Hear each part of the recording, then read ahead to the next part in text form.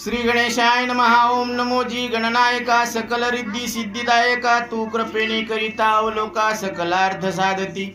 लंबोदर गजवदन मनोहर करी त्रिशूल धारण सुखदायी मूषक वाहन धरी ध्यान ब्रह्मादिक ऋषी मुनी तुझे सर्वदास तुझे कृपे कृतार्थताल्यास म्हणून मी तत्पदास अभिन्नत्वे नमितो। तूची भक्त काजा अवतार धरून या त्रिगुण त्रिपुर क्षणार्धे छेदुनी टाकीसी दूर ऐसा तव महिमा। काम क्रोध दैत्य गाढिल्यांचे मोडून या कंबरडे जे का भक्त सवंगडे त्या सुखी केले। आता वंदू शारदा जननी सकल शास्त्रे जिच्या स्तवनी वेद विद्या कलादिजनी जिचे अवयव असती।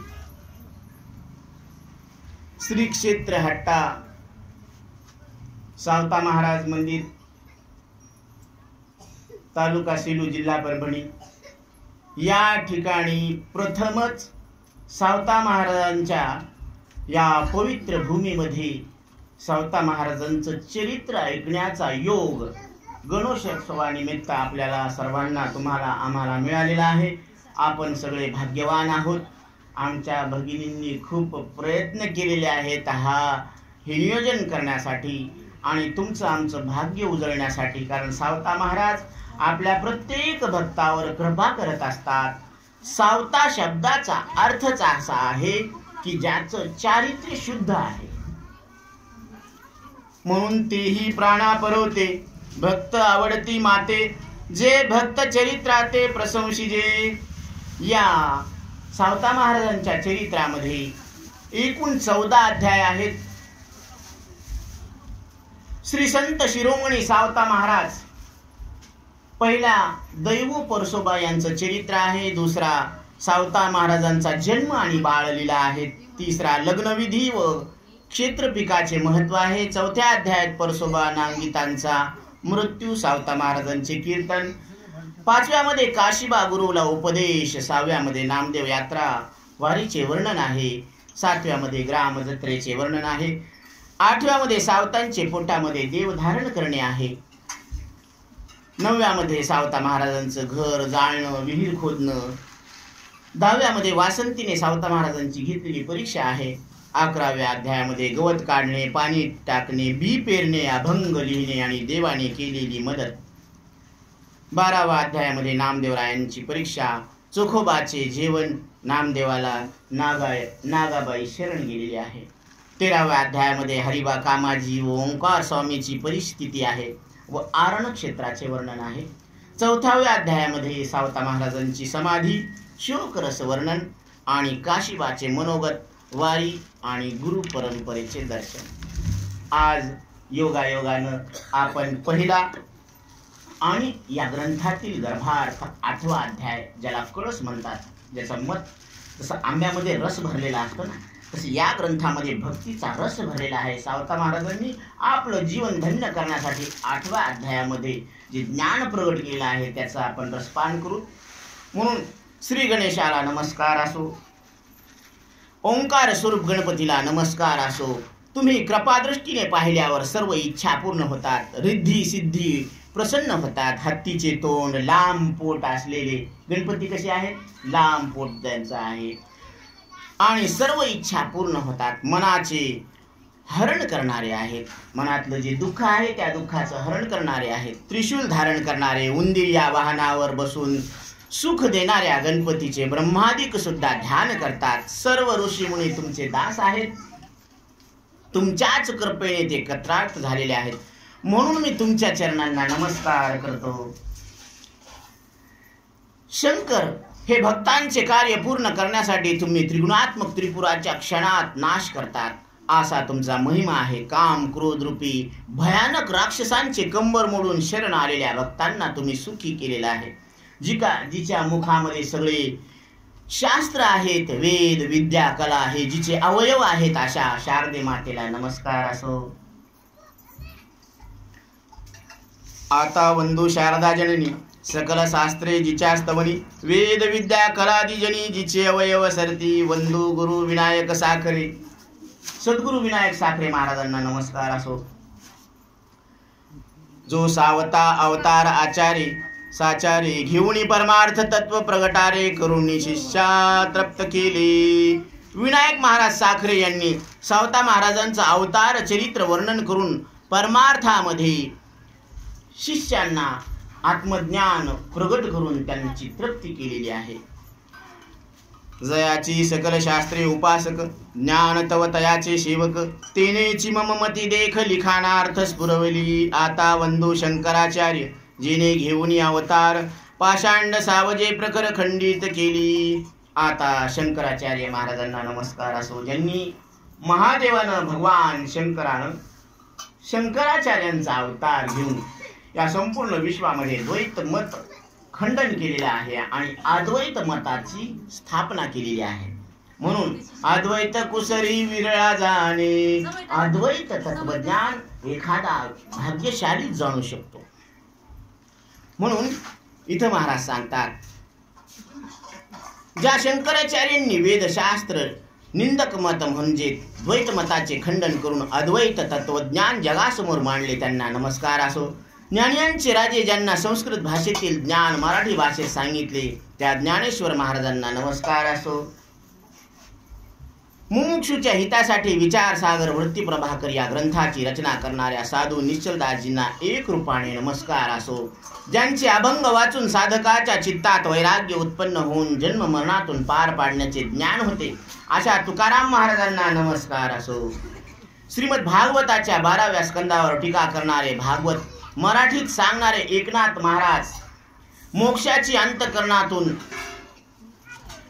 इच्छा करणाऱ्या सूर्याप्रमाणे वाट दाखवणारे नामदेव महाराज आणि सर्व संतांना भावयुक्त अंतःकरणातून नमस्कार असो. ज्यांच्यामुळे परमार्थाचा सहज लाभ झाला अशा जगतपिता रामाला आणि सीता मातेला नमस्कार असो. ज्यांनी आपल्या आश्रित मायेच्या आधारानेच या जगाची निर्मिती केली त्या आदिरूप ईश्वराला नमस्कार असो. ज्याच्यापासून पंचप्राण उत्पन्न होऊन सर्व प्राणीमात्रामध्ये पशु पक्षी जीव देव संत यांच्यामध्ये विश्वरूपाने व एक रूपाने तोच नटलेला आहे, तो सत्य स्वरूप आहे. स्वतःच जे विश्वरूपाने प्रगट झाल्यामुळे त्याला स्वयंभू असे नाव पडले आहे. तो स्वतः सृष्टीचा रचयिता आहे. ज्याच्या त्याच्या मागच्या जन्माच्या तर कर्माप्रमाणे त्यांना कर्मफल देऊन हा अनादि जगताची वारंवार निर्मिती करतो. चोर जार राजा भिकारी हे मनुष्यातील भाव हे अनादि कालापासून सर्वच युगामध्ये दिसतात. सत्ययुगामध्ये लोक सत्य बोलत होते, कलियुगामध्ये मात्र खोटे बोलून लोक व्यवहार आणि परमार्थ दोन्ही करतात. हा भेद निश्चितच आहे. असे सर्व प्रकार सर्व युगात होतच असतात. सत्ययुगात नेहमीच खरे बोलतात, सत्ययुगामध्ये नेहमी खरंच बोलत होते असं नाही. तेव्हा खोटे बोलणे नव्हते आणि कलियुगातच खोटे बोलणे आहे असे काय झाले का? असं नाही. अशी शंका घेण्याचे कारण नाही. म्हणून सगळे संस्कार सगळीकडे सर्व प्रकारे होतेच. अनादि कालापासून असुरी वृत्तीचे लोक खोट्याला मदत करत होते आणि खोटे वागून त्यांना बळ देत होते आणि देव सत्याचा विजय मिळवून देत होते. कृत त्रेता द्वापार युग संपल्यानंतर कलियुग आलेला आहे. यात अनेक दुष्ट प्रकारचे वर्तन होऊ लागले. धार्मिक राज्य नष्ट झाले, दुष्ट राजांची सत्ता आली, गायी आणि सज्जन लोक नष्ट झालेले आणि जनता अडचणीत निर्माण झालेली आहे. इतर युगातील दुष्ट राक्षसांचा तामसी अवताराचा निश्चितच भगवंताने स्वतःच्या हाताने वध केला. परंतु कलियुगात मात्र मानव वंशात मिश्र संस्कारामुळे राक्षसी वृत्तीचा सुद्धा गुप्तपणे संस्कार झालेला आहे. सरळ भावनेतून एखाद्या अडचणीवर खरा उपाय काढता येतो. प्रत्येक जण अडचणीत आहे, पण सगळ्या अडचणीवर उपाय काढता येतो. पण अर्धे खोटे आणि अर्धे खरे अशा भावनेचा प्रकार असल्यावर देवाला सुद्धा त्याच्यावर उपाय सुचत नाही. एक तर सगळं खरं बोला, नाही तर सगळं खोटं बोला. पण इथं तसे लोक भेटत नाही. अर्ध खोटं बोलते ना अर्ध खरं बोलते. मग देवाला सुद्धा लक्षात येत नाही याच्यावर काय उपाय करावा. म्हणून कलियुगामध्ये सगळ्यांच्या अंतःकरणामध्ये स्वार्थ भरलेला आहे. तो लपून खोटे सत्य दाखवून पाप कर्म करून संतांचा अनादर केला जातो.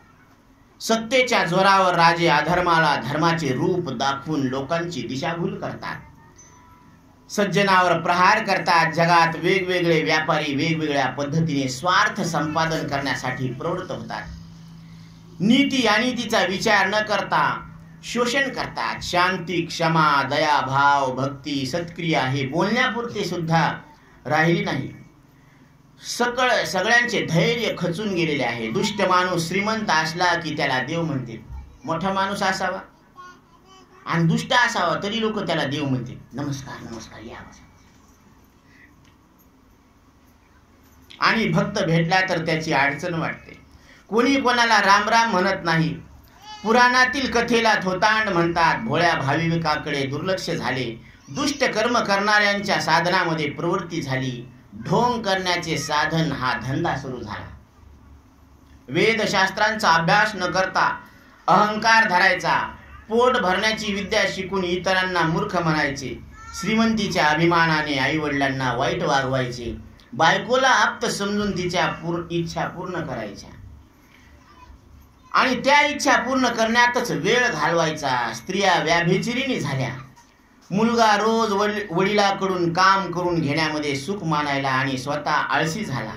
सून सासूचा छळ करायला लागली. मुलगा आईला मारायला, म्हातारे छळाला कंटाळून आत्महत्या करायला लागले. बायका नवऱ्याचा अपमान करतात. म्हातारे नवरे बायकोचे उपासक बनवून न्याय नीती हरपली. श्रीमंताकडून त्यांच्याच मनासारखा न्याय त्रास झालेल्या गरिबांना मिळायचा. मनुष्याच्या रूपाने नरक निर्माण झाला. विनाकारण पशु हत्या करणे, अभक्ष भक्षण करणे म्हणजे मांस खाणे, हरिदासाला नाव ठेवणे, धंद्यालाच देव मानणे, जे खरे गरीब धार्मिक आहेत त्यांचा मनातून तिरस्कार, अपमान करणे, अशा गोष्टी सुरू झाल्या. पतिव्रतेची फजिती होते. कपटी स्त्रियांना मान मिळत आहे आणि जगामध्ये अतिथीचा आदरभाव नष्ट झालेला आहे. कोणी जर अतिथी आले तर त्यांचा आदरभाव कोणी सत्कार करायला तयार नाही. कुलवान लोक गाई विकून पोट भरत आहेत. सज्जनांना दूध तूप लोणी मिळत नाही. कुलवंताला इष्टदेवता माहित नाही. आपली इष्टदेवता कोण आहे माहित नाही. होम हवनाचे नाव स्पष्ट माहित नाही. धर्म माहित नाही. कर्माचा त्याग केलेला आहे. बायकोला सोडून वेश्या आलयाचा रस्ता धरलेला आहे. चोऱ्या चुगल्यांचा ठिकाणा धरलेला आहे. 18 पगड जाती, 4 वर्णातले लोक मायेने भ्रमिष्ट झालेले आहे. काम क्रोधाला मिठी मारून सगळेच बांधल्या गेलेले आहे. स्वार्थ भावनेने जगताना वेदशास्त्र ऐकत नाही. शास्त्राने सांगितलेले कर्म करत नाहीत. स्मृती शास्त्र आवडत नाहीत. कष्ट न करता पैसा आणि उदरनिर्वाहाची साधने मिळवण्यासाठी जारण मारण उच्चाटन या विद्या शिकण्याचे प्रयत्न चालू आहे. विशेष अंजनाने स्त्रियांना भूल पाडणे, शाबरी मंत्राने तामसी होम करणे, शत्रूचा नाश करण्यासाठी बोकड, जंबूक, माकड इत्यादींचा बळी देण्याची प्रथा सुरू झाली. आणि गुरु पुढे मूठ मारून कोणाचाही जीव घेणे, विचित्र काम करून पैसा मिळवतात. भैरव, वेताळ, झोटिंग, पिशाच या देवतांना प्रेते, घोडे, कावळा इत्यादींचे भोग देतात. त्यांची उपासना करतात. गाई म्हशीचे दूध उडवतात. स्त्रिया कुसळीन झाल्या जगातून गायरूपी धनाचा नाश करून कसायाला मदय करतात. अशा स्वार्थ भोगाने आकाश पृथ्वी डगमगली. अतिवृष्टी अनावृष्टीच्या भागात ही पृथ्वी भरडल्या गेली. हे पाहून देवाला चिंता पडली. अशी वातावरण निर्माण झालं या कलियुगामध्ये. ही सगळी परिस्थिती आहे. आता कोणत्या उपायाने भक्ताचे रक्षण करावे आणि जनतेला साधकाला केवळ धाम कसे प्राप्त होईल, मुक्ती कशी प्राप्त होईल, भक्ती कशी होईल देवाची, देवाला प्रश्न पडला. कलीची अशी गती की स्वार्थामुळे धर्म बुडाला. यामुळे रक्षणास योग्य जातील सर्व संत आहेत. सगळ्या जातीमध्ये सगळे संत आहेत. कलीमध्ये संतांचा महिमा असा आहे की तीर्थ व्रत कर्म हे देव प्राप्तीसाठी करायची गरज नाही. व्रत करायची गरज नाही, तीर्थ करायची गरज नाही. हे वर्म ध्यानात घेऊन संतांचे भजन करायला पाहिजे. साधकाला भवसागरातून पार पाडण्यासाठी संत शरणांगती शिवाय दुसरा आधारच नाही. बैसता संताचे संगती, कळो आले कमळापती आपुले कोणीच नव्हती, निश्चय चित्ती दृढ झाला. संताचे संगती मनोमार्ग गती, आकळावा श्रीपती येणे पंथे. म्हणून संताच्या संगतीमध्ये देव कळत असतो. साधकाला भवसागरातून पार पाडण्यासाठी संत शरणांगती शिवाय दुसरा आधार नाही. कलीमध्ये अनंत दोष असले तरी एक गुण निश्चित आहे की जे संताला भजतात ते एका क्षणात भवसागर तरून जातात. कलियुगामध्ये संत कृपेची अशी ख्याती आहे की जो मनुष्य 3.5 घटका शांत मनाने संत वचन ऐकतात त्यांना निश्चित मोक्षच प्राप्त होतं. कलियुगामध्ये देवता मौन स्वरूपामध्ये संतांचे रूप घेऊन साधकाला नामस्मरणाचा ज्ञान दिवा देतात. भक्तीचे निशाण फडकून संसार बंधन नष्ट करतात. जीवनमुक्ती अंगी बाणून स्वानंदाने राहण्याचा अशा पद्धतीने संतांनी भक्तीची स्थापना केलेली आहे. धर्मरक्षणासाठी जगामध्ये हा सन्मार्ग सुरू केला. ज्याची बायको स्वाधीन आहे त्याला धर्म घडत असतो. म्हणून धर्म ज्याला मिळवायचा आहे, करायचा आहे, त्यानं स्वतःची बायको स्वतःच्या अधीन करायला पाहिजे. लोक लज्जेचा त्याग करून कर्म पूर्ण होते. संतांनी मार्ग दाखवला की परोपकारामध्ये पुण्य जोडते आणि परपिढेमध्ये पाप जमत असते. म्हणून दुसऱ्याला दुःख देऊ नये, त्याच्यामध्ये पाप होत असते. हे उघड मार्ग आहे. नामस्मरण रूपी साधनाने साधकाला सायुज्यता मुक्ती प्राप्त होते आणि संसाराची हानी न होता सुख प्राप्त होते. भेद हे दुःखाचे कारण आहे. सम्यक ज्ञानाने भेदाचा नाश करून निरपेक्ष सुखाचे साधन संतांनी या जगामध्ये प्रगट केलेले आहे. ज्याची बुद्धी स्वाधीन आहे, ज्याने इंद्रियांचे दमन केले ते थोरपणाला प्राप्त झाले. म्हणून हनुमंतरायाबद्दल सांगितलं जातं, मनोजवं मारुततुल्य वेगं जितेंद्रियं बुद्धिमतां वरिष्ठं वातात्मजं वानरयूथ मुख्यं श्रीरामदूतं शरणं प्रपद्ये. हनुमंतरायानं आपल्या इंद्रियाला वश केलेला आहे. जे विषयासक्त झाले ते अपमानित झाले. संतांनी सत्य हेच सार प्रगट केले. साधकांनी ते सार मिळून वादाचे भूषण न मिरवता मौन पाळावे. भलेपणात तीर्थाला जाऊन देवाचे भजन होते. बुरेपणामध्ये द्रव्यासक्ती होते. संत कृपेने मुमुक्षु मुक्ती प्राप्त करून उत्तीर्ण होतात. सदाचारी साधुवृंदाचे भजन गायन करून प्रसिद्ध होतो तर दुराचाराची सतत पोट भरत असतो. संत सर्व भूताच्या ठिकाणी देव दाखवून अशी निश्चित करून घेतात आणि साधकाचा अनर्थ करणारा अहंकार सोडायला लावतात. म्हणून अहंकार गेला तुका म्हणे देव झाला. अहंकारी रावणाचं काय झालं? नाश झाला. म्हणून जे देवाला प्राप्त करून घेतात ते धन्यता पावतात. जे विषयात गुंततात त्याची नुकसान होते. मुक्त स्थितीचे पूर्ण परीक्षण संतांनी साधकाला दाखवलेले आहे. बडबड सोडून स्वानंदी केले. जो दृढ भक्ती भाव धरतो तो समर्थ समजावा आणि जो हलकट भाव धरतो तो महान मूर्ख समजावा. संतांनी परमार्थाची खुली दाखवून मौन धरलेले आहे. मूर्खाला भूल पडल्यामुळे तो हे कसे होईन असे म्हणतो. हे कसं होईल? आता इथं सावता महाराजांनी सगळं सांगितलं ते म्हणते हे कसं होईल. चांगलेपणाचे बीज अगाध आहे. म्हणून आज आपण जे शेतात बीज लावले ना, आता इथं भरपूर टमाटे होते पहा आणि इकडे टमाट्याचे वेल आहे. ते वेल ह्याचं बीज चांगलं होतं म्हणून फळ चांगले आले. तसं धर्माचं बीज चांगलं आहे. नाम, देवाचे नाम गोड आहे. संसार कडू आहे, भ्रम आहे. हे संतांनी साधकाला प्रेमाचे सार दिलेले आहे. अशा प्रकारची गहन कर्मे कलियुगामध्ये झालेली आहेत. देव धर्माने घडणार नाही, भक्त रूपाने जन्मल्यावरच हे काम साधणार अशा देवांनी विचार केलेला आहे. आणि मग शुक उद्धव यांना जगाच्या उद्धारासाठी अवतार नेमून दिलेला आहे. शुकाचार्यांना उद्धवांना आपल्याला कलियुगामध्ये अवतार घ्यायचा असं सांगितलेलं आहे. आता कुणी कुणी कोणाकोणाचा अवतार धारण केला हे ध्यानात ठेवा. जनक राजा सावता महाराजांचा अवतार आहे. राधा राणी म्हणजे जनाबाई आहे. देव स्वतः ज्ञानेश्वर महाराजांच्या रूपाने अवतीर्ण झाले. ब्रह्मा सोपान काकाच्या रूपाने अवतीर्ण झाले. सदाशिव निवृत्तीनाथांच्या रूपाने अवतीर्ण झाले. उद्धव नामदेवांच्या रूपाने अवतीर्ण झाले.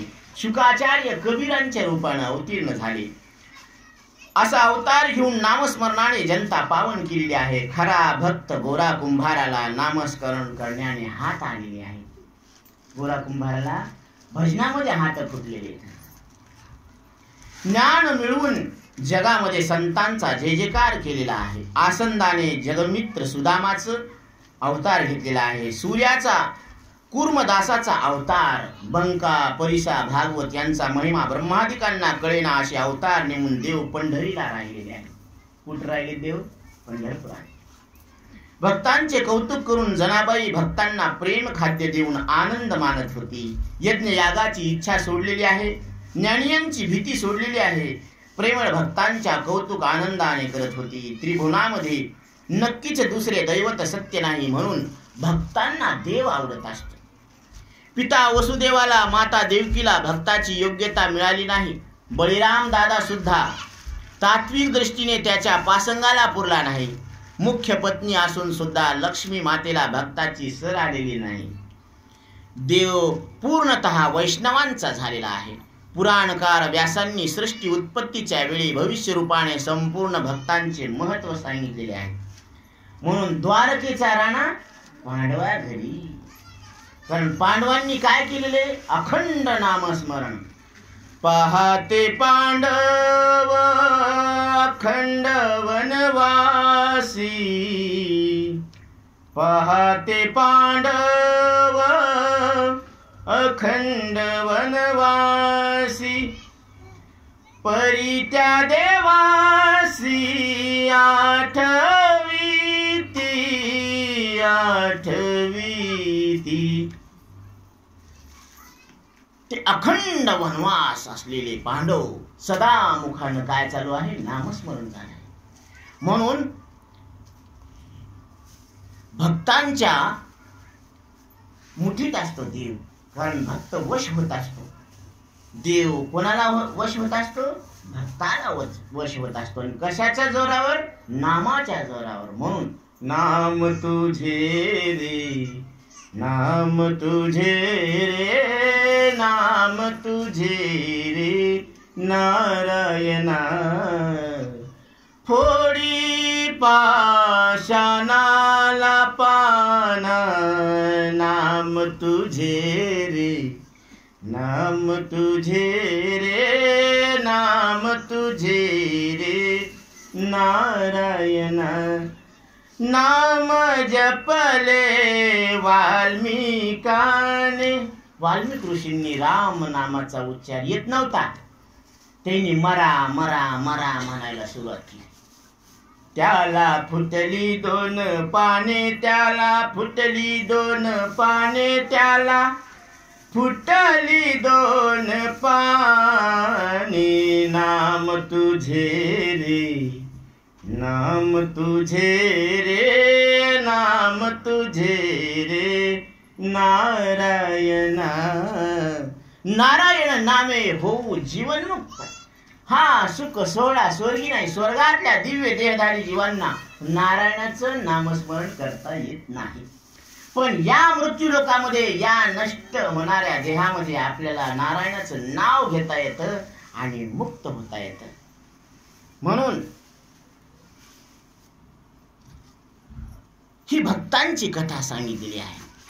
सावता महाराज संपूर्ण भक्तांचे महत्व सांगितले होते. ती कथा गिरवाण भाषेमध्ये होती. ती मराठी भाषेमध्ये समजण्यासाठी ज्ञानातील राजहंस नाभाजीने ग्वाल्हेरी भाषेमध्ये सांगितलेली आहे. चैतन्य घन ज्ञानी उद्धवाने ही भक्त कथा प्रेमपूर्वक मराठी भाषेमध्ये प्रसिद्ध केली. या कथेत जीवनमुक्त विदेही निश्चय असला खरा भक्त सावता महाराज हिऱ्यासारखा शोभत आहे. या कथामध्ये हिऱ्यासारखे शोभणारे सावता महाराज आहेत.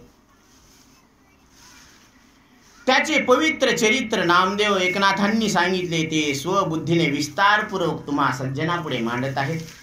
सावता महाराज मुक्त हार आहेत. त्यांची सगळी विखुरलेली रत्ने ओवून सादर करीत आहेत. ही कथा ऐकल्यावर जीवनमुक्ती पूर्णपणे अंगी ठसत असते. अवघा संसार सुखरूप होऊन अंती विदेहमुक्ती प्राप्त होते. कथा लिहिण्यास खरोखर एकच आधार आहे, तो म्हणजे विनायक महाराज साखरे यांनी तत्वसार सांगितलेला आहे. त्या तत्वाची थोरवी वर्णन करताना त्रिभुवनामध्ये दुसरी वस्तू नाही. तुलनारहित अतुलनीय अशी कथा मला सांगितलेली आहे.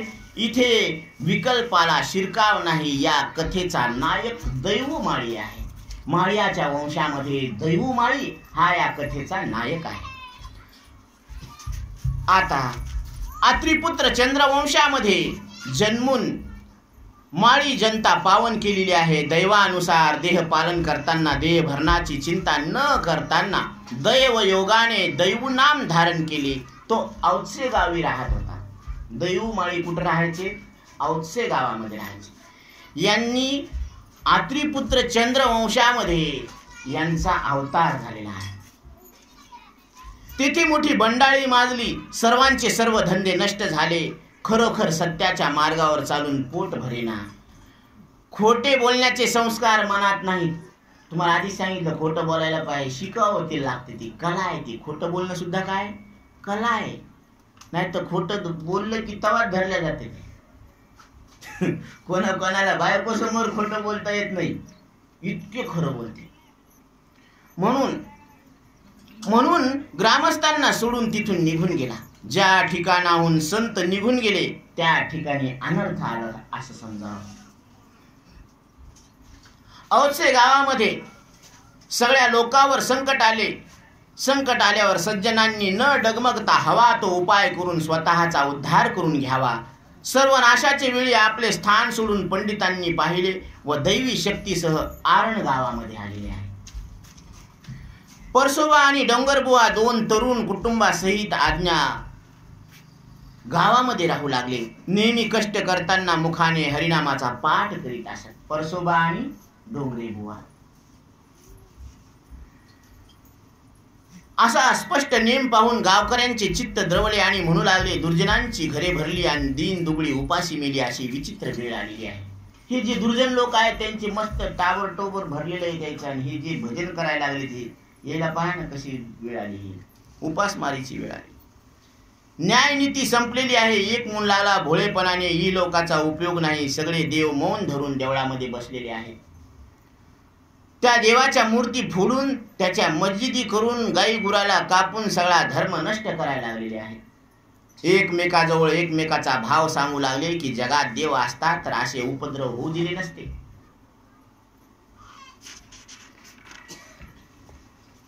एक म्हणू लागला, अशा काळामध्ये राजसेवा केलेली चांगली, कारण बाकीचे उपाय चालेना. दुसरा म्हणू लागला, भिक्षा मागून परमार्थाची शिक्षा अंगी बाणावी, हृदयातल्या परमात्म्याला आळवावे. एक म्हणू लागला, यावेळी जशी जमेल तशी चोरी लबाडी केल्या वाचून पोटाची खळगी भरणार नाही याची खात्री आहे. चोऱ्या करा, काही करा, पण पोट भरा. एक म्हणू लागला, कोणताही धंदा करायला पाहावं तर खोट्याशिवाय काही जोरच चालना, कारण ह्याला खोटं बोलता येत नाही. खोटं बोलल्याशिवाय व्यवहार धकत नाही. ते पहा ना, फोन असला ना, ते गावात असला तर ते घरी असला तर ते म्हणते मी गावात आहे. इथले इथे खोटं बोलते. खोटं बोलल्याशिवाय व्यवहारच होत नाही. व्यापाऱ्यांनी राजाची मर्जी सांभाळून दीन दुबळ्या गरिबांना लुटलेले आहे. अधिकाऱ्यांनी सेवकाला लुटून श्रीमंत बनले. खऱ्याने जो धंदा करतो त्याला अनेक अडचणी येतात. अशा संधीत दैवदादा कोणता धंदा करीत होता.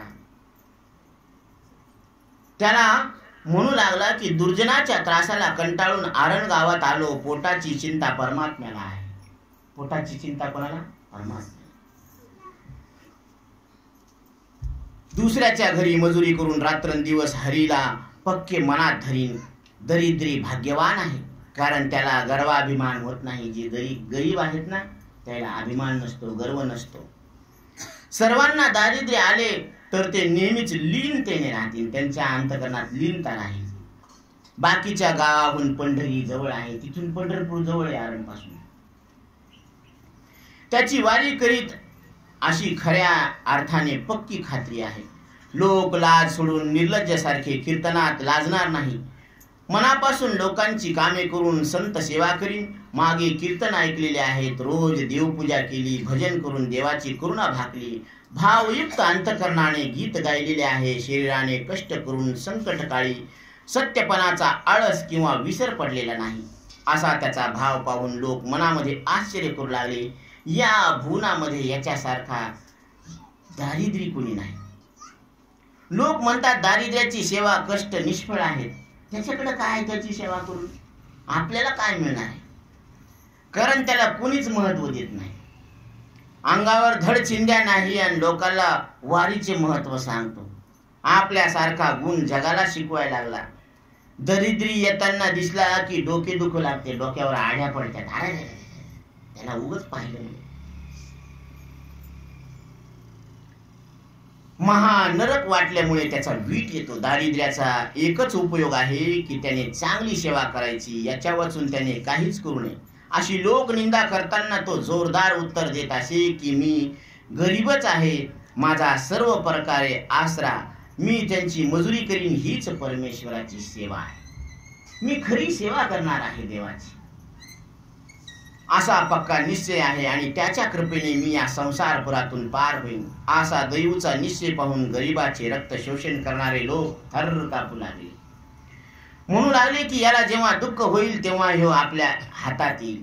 अशी परसोबा डोंगरेबुवा यांचे वडील दैवची परंपरा सगळ्या लोकांना कळली. आता परसोबा आणि डोंगरेबुवा यांचे वडील दैवमाळी अशी यांची परंपरा आहे. परसूने वडिलाबरोबर खोपी बांधली, गाडगी मडकी संसाराची भांडी जमवली, जाडे भरडे अन्न खाऊन रात्रंदिवस परमात्म सेवेमध्ये व्यतीत केले. साधन करीना डोंगरेबुवा वैराग्यवान होता, तो वनात निघून गेला. आता डोंगरेबुवा वैराग्यवान होते, ते वनात निघून गेले. म्हणजे त्याचा वंश पुढे होण्याची काही, वाढायची काही, ते संपलं तिकडचं. आता तो वनात निघून गेला व लोकांबरोबर तीर्थयात्रेला गेला. परसोबाला डोक्यावर खडतर दारिद्र्य असताना आईवडिलांची जबाबदारी पडली. आता परसोबावर काय झालेलं आहे, ही जबाबदारी आलेली आहे संसाराची. कोणाची नोकरी नव्हती, व्यापाराची माहिती नव्हती, राजसेवाचा विचार सुद्धा नव्हता. आईवडिलांना विचारून पोट भरण्यासाठी धंदा करावा म्हणून भाड्याने शेतीचा आरंभ केला. हे बटईने शेती करते तशी बटईने शेती चालू केली. शेतीची मशागत केली, पीक वाढत गेले. पाहता पाहता संसाराला टवटवी आली. 2 पैसे जवळ आल्यावर आई वडिलांना आनंद झाला आणि परसोबाला लग्न करण्याचा विचार करा म्हणून सांगितले. परसोबा आता लग्नाचा विचार करा, 4 पैसे आलेले आहेत. परंतु परसोबाने आईला सांगितले, माझा सध्या लग्नाचा भेद नाही, मला या संसार पाशामध्ये नका गुंतू. मी रोज तुमची सेवा करील, शेतात काम करील, लोकांचे देणे देईल, अशा रीतीने वागू. त्यावर आई म्हणाली, आम्ही म्हातारे झालो, तू आता खरोखर लग्न कर, वंशाचा विस्तार करावा, परमेश्वराची भक्ती करावी. त्यावर परसोबा म्हणाले, आई मला वंश विस्ताराची इच्छा नाही, या देहामध्ये सतत परमेश्वराची भक्ती करून राहावी. आई म्हणाली, तू जर लग्न केले नाहीस तर आमचे प्राण सुखाने सुटणार नाहीत. बाळा तू गुणवान आहेस, दारिद्र्याच्या सागरामध्ये बुडालेला आहेस. संसार बुद्धी तुझ्या मनात नाही, संसार करायची बुद्धी तुला नाहीये, तुला फक्त देवच आवडतो.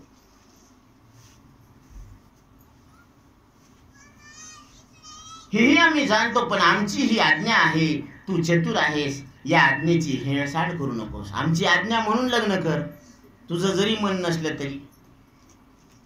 कर्म धर्म संयोगाने पूर्ण शेत पिकून आलेली वार्ता ऐकून सोयरे शोधू लागले. मग पुढच्या वर्षी मस्तपैकी पीक आलं शेतामध्ये आणि मग ते पीक आल्यानंतर सोयरे शोधू लागले. श्रीमंत सावकार देणे मागू लागले.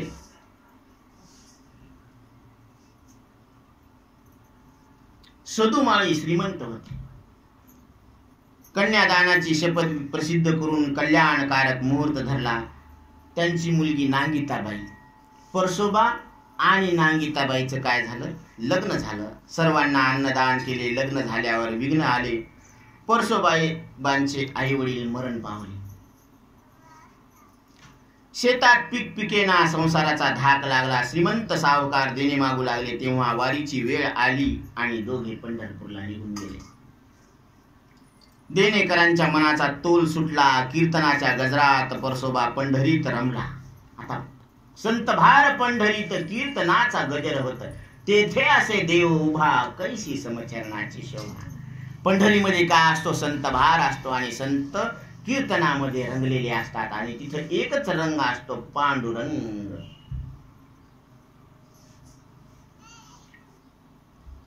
नांगिताबाई सोबत पौर्णिमेला परत आले, वारी करून परत आले पौर्णिमेला. सावकार धरणे टाकून बसलेले नांगिताने पाहिले आणि अंगावरचे दागिने देऊन त्यांना परत वापस केले. नांगिताने वडिलाकडून 2 बैल आणले शेतामध्ये. शेतात दोघे कष्ट करू लागले, बागायत शेती केली. बाजारात कांदा मुळा एकाच भावात विकून भजन करू लागले. कांदा मुळा भाजी अवघी विठाई माझी, अवघी विठाई माझी. लसूण मिरची कोथंबिरी अवघा झाला माझा हरी, अवघा झाला माझा हरी, असा भाव होता. गिऱ्हाईक कोणता कसा आहे याचा विचार करत नसल्यामुळे लोक निंदा करू लागले. लोक बी निंदा करू लागले, एकाच भावात सगळं.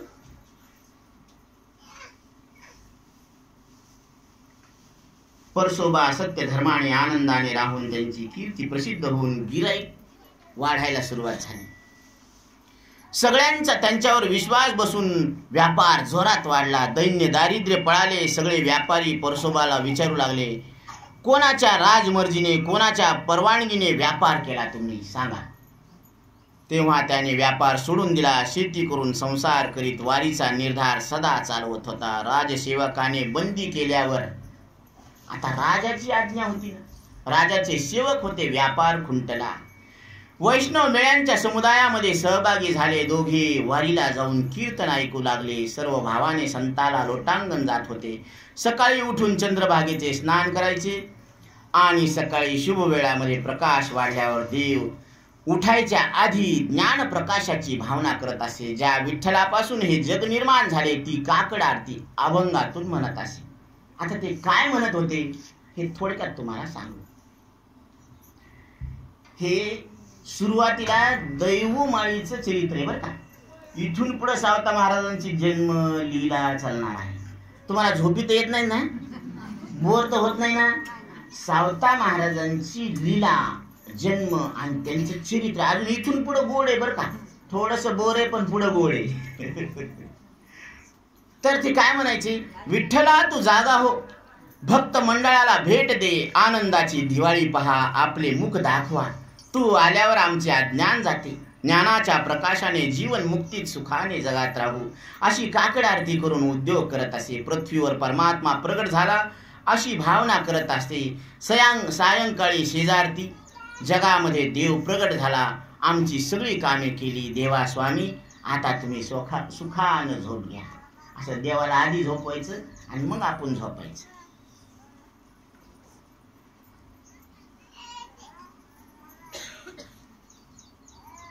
अज्ञानाच्या रात्रीमध्ये पडून दुःखाच्या ओझाने दाटलो आणि तुझ्या बरोबर उठल्यावर अशी अनंत जन्मे दे अशी खून सापडली. संसार विसरून सर्व काळ भगवत गुण गात होते. तेव्हा नांगिताबाई म्हणाली, स्वामी देवाला तुम्ही पुत्र मागा. आता देवाला दर्शनाला गेले नाही पंढरपूरला, 50 वेळा वारी केली पण काहीच मागितलं नाही. या जन्मात वंशाविस्तारा वाचून सार्थक वाटत नाही. परसोबा म्हणाले, संसारिकाने भक्तीने वारी करावी, पुढील कार्य परमात्मा निश्चितपणे निर्माण करतो. आपण काय करायला पाहिजे, फक्त वारी करायला पाहिजे, देवाला काही मागू नये. प्राणी मात्र निमित्ताला आहेत, सर्व योजना ईश्वर करतो, भक्तांच्या इच्छा पूर्ण करतो अशी प्रसिद्धी आहे. वारीमध्ये जाऊन देवाला आपला भाव सांगू. सर्व व्यापक दयाळूला काळजी आहे. आपण दोघं तिथे जाऊ, देवाला आपल्या मनात काय आहे ते सगळं भडबड भडबड बोलून दाखवू. परसोबा म्हणाले, आता दोघं कुठे गेले, पंढरपूरला. तेव्हा नांगिताबाई म्हणाली, पंढरीची वारी आली. दोघे संताबरोबर टाळ घेऊन भजनामध्ये आनंदाने नाचत होते. नाचून अंगाच्या आत घाम निघाला आणि त्याने मनातला काम नष्ट झाला. अंतकरण लोण्यासारखे निर्मळ झाले. लाज भीती सोडून भजनामध्ये निर्लज्जतेने नाचल्यामुळे अज्ञानाचे पाश नष्ट झाले. मन निष्काम झाले. अशा स्थितीत पंढरपुरामध्ये आले आता टाळाच्या गजरामध्ये भक्ती भजन गात गात ही पंढरपुरात दोघं आले. चंद्रभागेचे स्नान केले आणि कीर्तनामध्ये येऊन बसले. जीवनमुक्त कीर्तनकाराने विठ्ठल स्वरूप प्रगट करून दाखवले. तिथे मन अर्पण करून समाधीस्थ बसले. देहभान विसरले. तिथे दर्शन कसे होते? प्रेमाने नांगितेला आठवण करून दिली. तोपर्यंत महाद्वार बंद झाले. आता हे दोघं कीर्तनात बसले. कीर्तन ऐकता ऐकता लक्षात आलं की देवदर्शन करायचं राहिलं. तोरत महाद्वार बंद झाले. आता काय करावं? सगळे बडवे घरी निघून गेले. परत नांगिता सोबत येऊन कीर्तनात बसले. पण देव कधी भेटेना असा देवाचा ध्यास लागला. देवाने दरवाजा उघडला. देवाला कडकडून भिटले.